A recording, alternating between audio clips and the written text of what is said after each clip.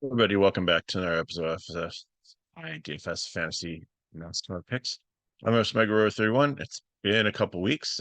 Missed you all, and fortunately, it's going to be another speculation video today because it's a Saturday night race, which is cool at 7:30. Practice and qualifying. Qualifying starts at 3:05 on the East Coast, so about an hour to get through that. So we don't know lineups like 4 or 5. So I guess it's only like about 3 hour video. That's if there's any like tech or anything, people going to the back. So again, we don't have the real data here. So but we've had 4 short flat tracks this year, and Richmond last year. Some of the drivers were in. So I think I've got a pretty good model here. With what's going on with average starting positions, finishing projections, fast laps.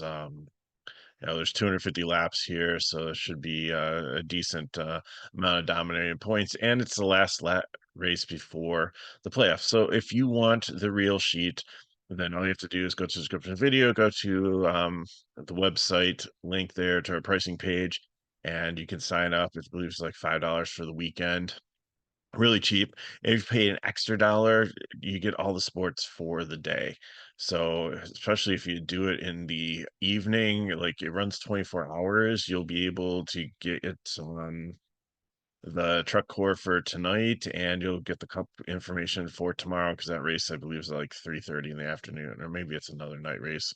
It's maybe 6, but anyways, like I'll have that stuff out early on in the day, so you should be able to get that. So for $6, if you sign up for VIP daily, it'll get you that. It'll get you MLB. It'll get you PGA Showdown. We're doing NSL preseason. We actually got a special for the season for that. So check out X/Twitter for information on that.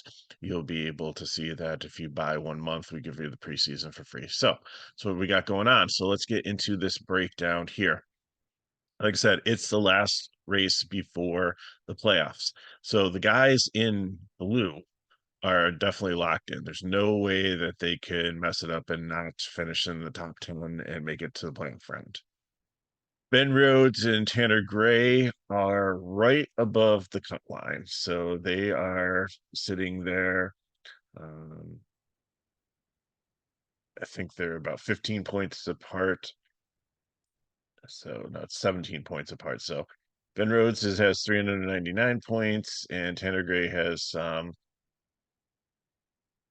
382. So you have Daniel Dye, who's only sitting like 4 points below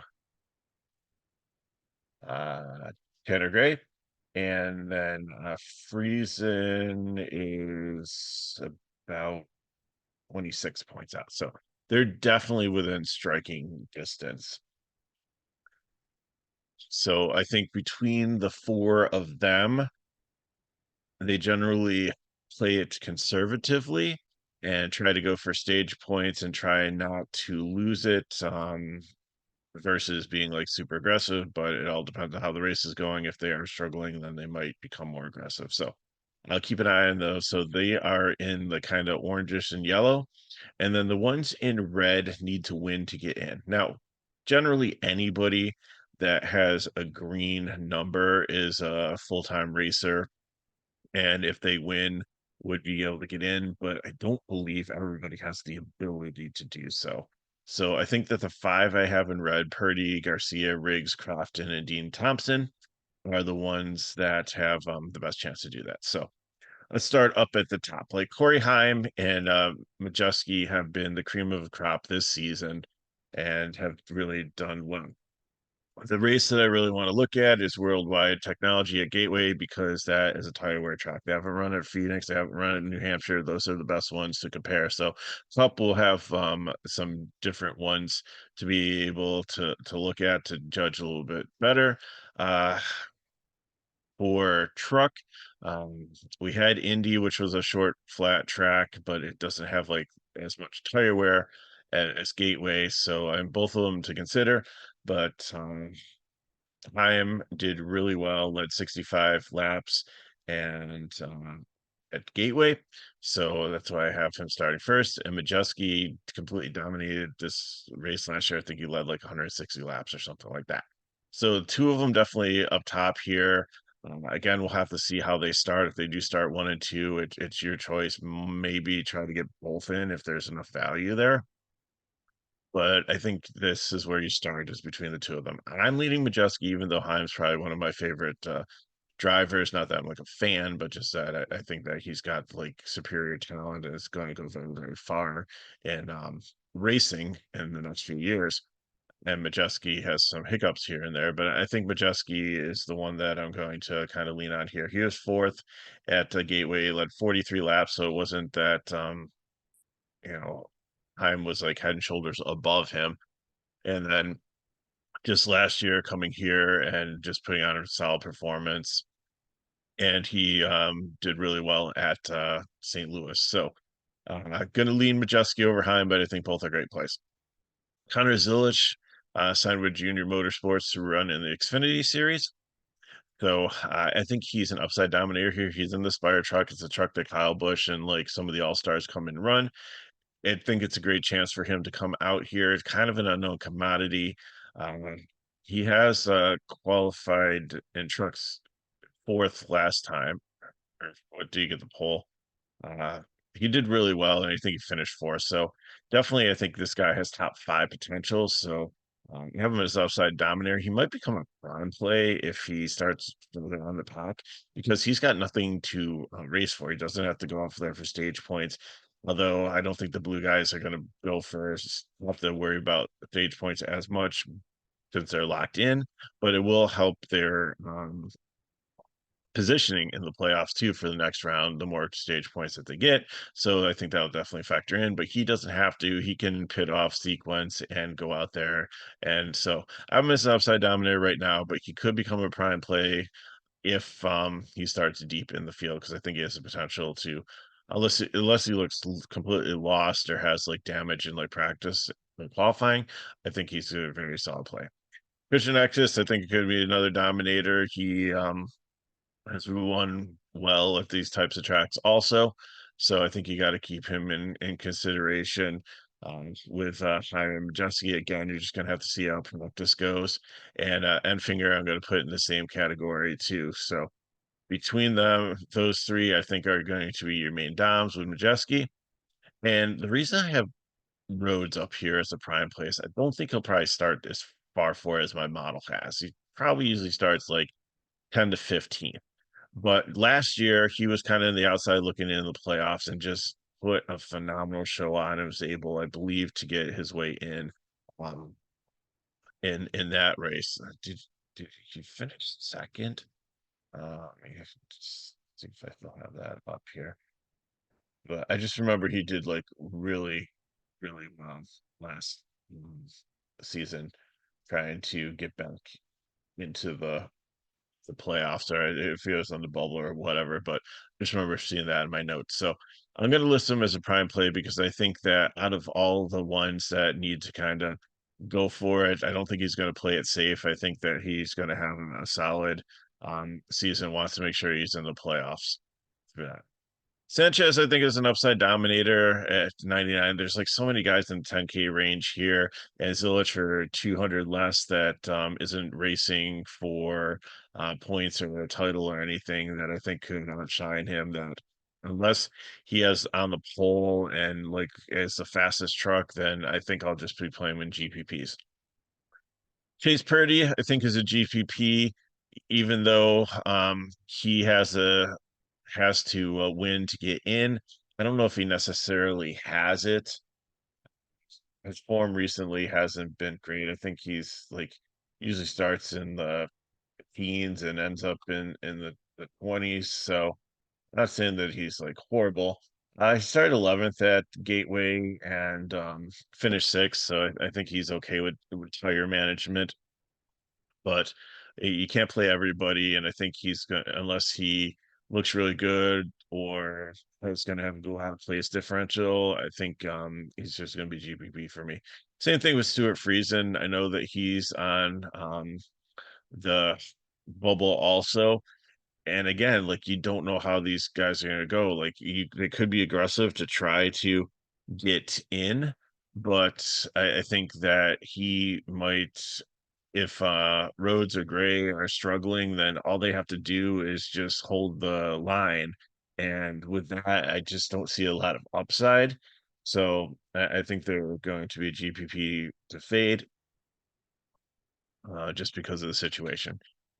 Taylor Gray has been solid all season. I think that he can you play him in cash. He's been decent at tire wear tracks and really no concerns playing him. I know that he started seventh and finished 30th. Had some issues at St. Louis, but I think that's just a one-off. Overall, he's been solid this season.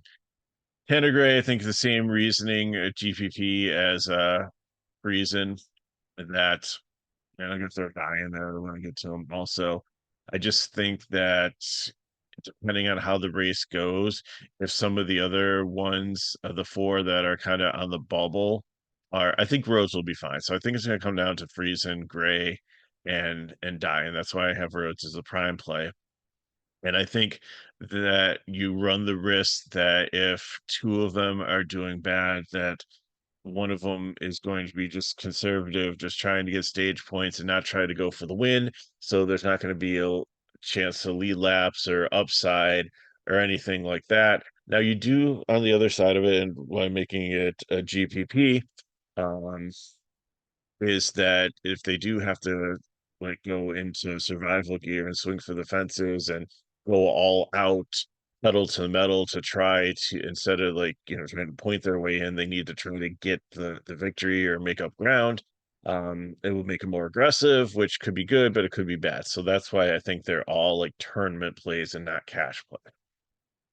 So now I have the 20K guys, and they're all like just ended up at the same spot, but they all make sense. Like Jake Garcia, I think, is one that's a step away, like real close to a playoff driver. Like Riggs and Crafton are playoff drivers. It's just like, there's probably about a dozen guys that are there's probably about 15 guys that could make the playoffs, and obviously 10 are going to go in, and five are not going to be there. And I really think that Garcia is like the 15th guy there. So I think he's got a lot of work to do. And he has at some points like had a dominant truck and gone out there and looked really, really good. And there were times when he and Sanchez were like almost the same driver when you were playing them in DFS. They were like very close in potential. And then Sanchez just like grabbed the torch and like took off and like, is is so far ahead of Garcia at this point. But I think I'm not saying he's a sleeping giant, but I think at 67, I like the price tag. And I think that if you're looking for a contrarian play that's probably going to have low ownership, he could be good. Lane Riggs, I think, is another one here. And Lane Riggs, depending on how he practices and qualifies, might turn into a cash play. But I think he's going to end up in like the top 10, and people are going to look at him, look at all the other drivers and stuff. His pricing is going to fall in no man's land if people are trying to get a couple 10K guys in. And Lane Riggs has consistently finished fifth on these types of tracks. He started 17th at Gateway. He finished fifth. He's been up in the top five, top 10 a lot recently. Like he had a lot of bumps in the roads this season, but he's getting there. And I'm sure he would love to make the playoffs as a rookie here. He's got a great truck and a great team behind him. And I think it's starting to click. And I think this might be the week that they go out there and maybe shoot for the win. But if not, I think that there's a lot of upside in them trying.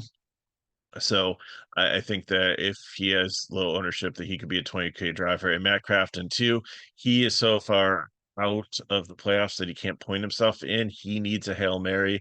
And Crafton is a veteran. He's has run this track many times before and is really good with tire wear. So I think these three guys are a solid 20K guys I'm going with. Caden Honeycutt, I don't think he will start this far forward, but he's always been a solid cash play this season. So I don't think that's going to change to 7,300. Raja Karuth is in the playoffs, 94. Again, I think people are going to if you're that close, I think people are going to try to pay up for the Enfinger, Eckes, Majeski, Himes of the world, and maybe Sanchez. But with $500 to spare there, I think he in tournaments could be a nice pivot. Again, just he has led laps this season. He does have a win, so I think he is like a tier below some of those big names up there. Um, but I think that, if you're playing tournaments, he's someone that you could look into also. So if Garcia, Riggs, or Crafton fall out of the 20K consideration, like if they looks like they're gonna be chalky or like a cash play, or they looked horrible in practice qualifying and they're gonna be more of a GPP to a fade, then Raja could definitely take over that spot. Daniel Dye, like I said, with Friesen and Gray, I think with the trying to point their way into the playoffs. It's just too risky to play in cash, but I think maybe make a lineup of Gray, Friesen, and Die, and then see who else fills in there. And then hopefully, if one of them like hits lightning in the bottle and gets aggressive, and maybe goes out and like wins the race, or like has an amazing finish, maybe even leads some laps, then maybe that could pay off. So I think maybe I'll do that. I'll have like a Friesen, Gray, and Die dollar lineup to see how that does. Ankram's in the playoffs. He's just been so I have him as cash play here because just has been qualifying well and usually gets up there, but he has had some situations where he's crashed or had issues during a race. So uh, just just can't put it all together sometimes, which is really frustrating because he's a decent driver, but I think Gateway started 12th, finished 15th, so we'll have to see where it comes out. He might end up being a GPP play over a cash play, but again, we'll have to see what practice and qualifying. Swalwich, I usually like as a cash play. He's one that comes in and steps into this number one Tricon truck, which is not necessarily an all-star truck, but it's a solid ride with a good crew chief and crew and everything. And Swalwich, whenever he like comes up and runs in this, usually does pretty well. So I think that he's usually a solid cash play. Curry also is usually a solid cash play. Ty Dillon, GPP, depends on where he starts. He's borderline cash. He's been solid towards the end of the season, better than he was in the beginning of the season. So the experience is there too, especially with tire wear. Stephon Parsons is kind of like stepping back. Like I played him a lot in cash, but he just hasn't gotten the results recently. So I have to see again how he looks in practice and qualifying to be GPP. Dean Thompson would have to win the race to get in. I don't think he will. Um, he's been qualifying a lot, like really high, and been able to hold his own, but taking a step back the last couple of weeks. So started 14th, fourth, and finished 14th. A little struggle a little bit with the tire wear and fall off at St. Louis. So a little apprehensive on him for a cash play. So I think he's safe for GPP. Kyle Jones in the 66 is usually solid when he hops in there. It's a decent truck, so 6,200. I think he can be a cash play. Lawless Allen is he's graduated out of the fade category, but I think he's a GPP. Matt Mills, usually with his experience in tire wear and everything, when he ran for Junior Motorsports Xfinity, he was good in it. So I think you consider him in cash. Connor Hall, coming up into series, jumping into another McNeely truck on the 91 there. So he's uh he's been pretty solid. I don't know why I don't have the sorry about that. Should show you the rides. Um, so he running in another McNeely truck is pretty good. So I think that he's going to have a solid day at his price point. Timmy Hill, it's always a GPP play unless he's starting like dead last down there. Might be a cash play. They're usually pretty solid. Massey, like he finished last at Gateway. He usually struggles. I don't think I can really play him. Hutchins also struggles too with a single truck one. So he might there's 36 trucks used in the field and there's 37 here. So he might not even make it in. Brett Holmes, I look as a prime play. Usually starts down here, usually makes up decent ground, usually about close to 10 place differential points. So Uh, I think he'll be a solid prime play unless he qualifies ridiculously high. Mason Maggio is another one that kind of struggles in this Floridian motorsports truck, so not super interested there. Spencer Boyd, out of all the bottom feed and equipment out here, isn't too bad. So started 29th, finished 26th, and at Gateway, and he's been around for a while, so I think he's okay with tire wear. Ned Moffat's always a fade, even though this is not you know, Freedom or whatever Young Motorsports is running this truck, which is a better situation, better ride for him, but just talent wise as a driver, it's a little bit lacking. Keith McGee is usually one that doesn't make it through a whole race or even on the lead lap, so with short track, you could go down multiple laps quickly. And Justin Carroll is usually pretty solid for GPP. And Jerry Ballman, if he makes it in the race, so he's tried to qualify twice and he just hasn't been able to do it. So, but if he does get in this Young's truck, I think he's got some potential. My model has him like with about 10 place differential points. I think he's a solid driver. He just needs to actually get into the race. So, if he does, you keep your eye on him. He could be kind of a sleeper value play there at 4,800. So I got for you. If you have any questions, phone chat below. Him Megaro31 on Twitter/X. If you want more information on FSI DFS, like I said, if you want to get the full package, $5 for the weekend, but if just pay $1 more and you can get all sports for 24 hours, which is probably a good deal for you also, for $1 more, and it'll get you the cores for both series truck and for cup, but also get you like MLB, it'll get you NFL preseason. I think there should be games the next couple of days, PGA showdown, and all the soccer, everything else that we have on the channel. So, and if these videos help us back, like, subscribe to the channel, share with friends. So thanks for watching. Have the cup video tonight. It's good to be back. Hopefully we can all get back into the swing of things and have some green screens and have a race without weather that's pretty compelling and exciting to watch. So thanks for watching. Good luck in your contest. I'll see you next time.